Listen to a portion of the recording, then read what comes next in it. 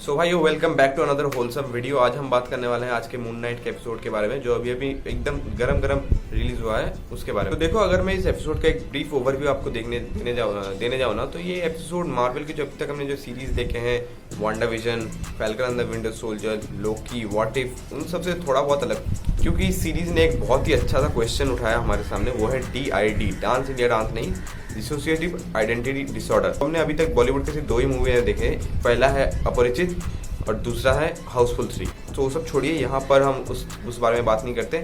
आज हम बात करने वाले हैं मून नाइट के एपिसोड नंबर 1 के डिटेल एक्सप्लेनेशन के ऊपर।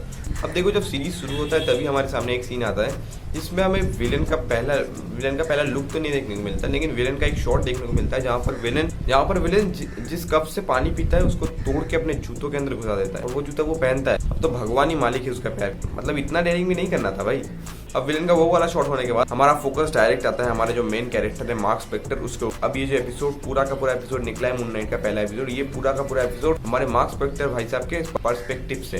अब देखो, जब मार्क स्पेक्टर की एंट्री होती है तो सबसे पहले हमें दिखाया जाता है कि वो अपने पैर में एक पट्टा बांध के रखता है। अब ऐसा क्यों, इसके आंसर हमें एपिसोड के थोड़े समय बाद देखने को मिलता है, जब हमें ये पता चलता है कि मार्क कहीं बेहोश होता है और जब वो उठता है तो वो अपने आप को किसी और जगह पाता है। तो इसीलिए वो रात में सोने से पहले अपने आप को बांध के और घर के गेट में सेलो टेप लगा के सोता है। फिर उसके बाद हमारे मार्क स्पेक्टर भाई, मतलब हमारे ऑस्कर आइजैक सर की जो मार्क स्पेक्टर वाली पर्सनालिटी है मून नाइट में, उसका थोड़ा बहुत वर्क के बारे में ओवरव्यू पता चलता है कि भाई वो एक म्यूजियम में गिफ्ट शॉप डिपार्टमेंट का नॉर्मल सा एक एम्प्लॉय है। ठीक ठाक काम करता है, ठीक ठाक सबसे बातें करता है, थोड़ी बहुत बॉस की सुन लेता है, और एपिसोड के एंड में उससे एक डेट भी मिलती है। मतलब जिंदगी होता है। उसके बाद क्या, हमारे मार्क भैया आज का दिन का काम खत्म करते हैं, घर के लिए रवाना होते हैं, घर जाते हैं, वही अपना पट्टा बांधते हैं, दरवाजे में सेलो टेप लगाते हैं और सो जाते हैं। और सोने से पहले हमें रेडियो में सुन रहे हैं कि कैसे रात में जागा जाए। रात में सोने के नहीं, ना सोने के तरीके सुन रहे हैं रेडियो में।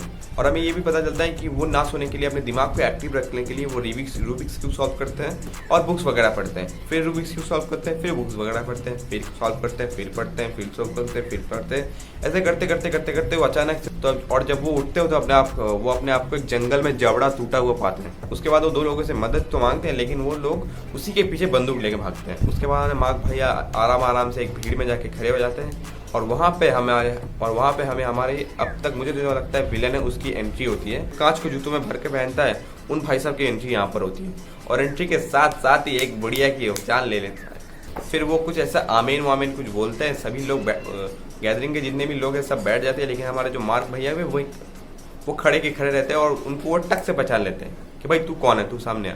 और जब मार्क भैया सामने जाते हैं तो उससे बोलते हैं कि फिर उनके पास एक सोने वाली कुछ बीटल, सोने की एक बीटल जैसा कुछ एक था, वो उनसे मार्क से मांगते, वो हमारे स्टीवन भैया से विलन मांगता है, लेकिन वो देना तो चाहते हैं, लेकिन जो हमारी मार्क स्पेक्टर वाली आइडेंटिटी है, मतलब जो मार्क स्पेक्टर है वो हमारे मून नाइट के जो हीरो है उसका मेन आइडेंटिटी है, वो उसको देने दे देता। एक सीन आता है जहाँ पर हमारे स्टीवन भैया खड़े रहते हैं, उनको घेर के चारों तरफ से लोग रहते हैं। जब कैमरा ब्लैक से नॉर्मल में शिफ्ट होती है तो हमें देखा जाता है कि मार्क भैया के हाथ में खूनी हुई रखी है, और चारों तरफ विलन तुरंत से एक गाड़ी लेते हैं और वहाँ से भागना चालू कर देते हैं। मैं एक बात बताना चाहता हूँ कि इस पूरे एपिसोड में मार्क स्पेक्टर को हमें एक बार भी नहीं दिखाया गया। जितनी बार भी हमें देखने को मिला है वो हमें स्टीवन ग्रैंट के पर्सपेक्टिव से और स्टीवन ग्रैंट की पर्सनालिटी ही देखने को मिला है। मार्क भैया एक बार भी नहीं आए। फिर वही गाड़ी वाला सीन कंटिन्यू होता है, और अचानक से टिम एक बार बत्ती बुझती है, और बत्ती जब खुलती है तो हमारे अपने स्टीवन भैया अपने घर में लॉक्ड पैर में पट्टी बांधे हुए पड़े मिलते हैं। उनको लगता है कि वो एक बुरा सपना देख रहे थे जो अभी खत्म हो चुका। फिर वो तुरंत से बाहर निकलते हैं, और उनको पता चलता है कि भाई वो तो लेट हो गए अपने डेट के लिए। वो तुरंत घर जाते हैं, सूट बूट पहनते हैं और अपने डेट के लिए निकल जाते हैं। डेट में जाने के बाद जब अर्जुन मोहतरमा ने उनको ऑफर दिया था वो नहीं आया उनका आने के लिए, तब हमारे स्टीवन भैया उनको कॉल लगाते हैं, और पता चलता है उनका डेट का प्लानिंग फ्राइडे था और आज संडे है, मतलब वो 2 दिन लेट है। फिर हमारे स्टीवन भैया रोते घर जाते हैं, और वहाँ घर जाके उनको क्या मिलता है, घर में एक छुपाया गया सेलफोन है जिसके बारे में उनको नहीं पता। तब जब वो सेलफोन निकालता है और ओपन करता है तो उसको देखने को मिलता है कि लैला नाम के एक मोहतरमा ने उनको हज़ारों बार कॉल किया है, और वो सोचते हैं कि भाई ये लैला कौन है। फिर वो इतना सोचते हैं कि तभी लैला का दोबारा फ़ोन आता है और हमारे स्टीवन भैया जब फ़ोन उठाते हैं तो उनसे क्या पूछा जाता है मालूम है? मार्क तुम कैसे हो? अब भाई ये सुन के तो भाई आम आदमी का दिमाग घूम जाए वो तो भाई, फिर भी उनका तो भाई दिमाग, ये सुन के हमारे स्टीवन का दिमाग घूम जाता है और वो सोचते हैं कि भाई मार्क कौन है, बार बार लोग मुझे मार्क क्यों बुला रहे हैं। वो ये सोचने में बिजी होते हैं कि तभी एक और बार लाइट ऑफ होती है और जब ऑन होती है तो हमको पता चलता है कि वो भाई बस में, मतलब इस पूरे एपिसोड में एक बार मार्क भैया यहाँ सोते तो यहाँ उठते हैं, यहाँ सोते तो यहाँ उठते हैं, यहाँ सोते हैं तो यहाँ उठते हैं, मतलब ऐसे समझ रहे हो।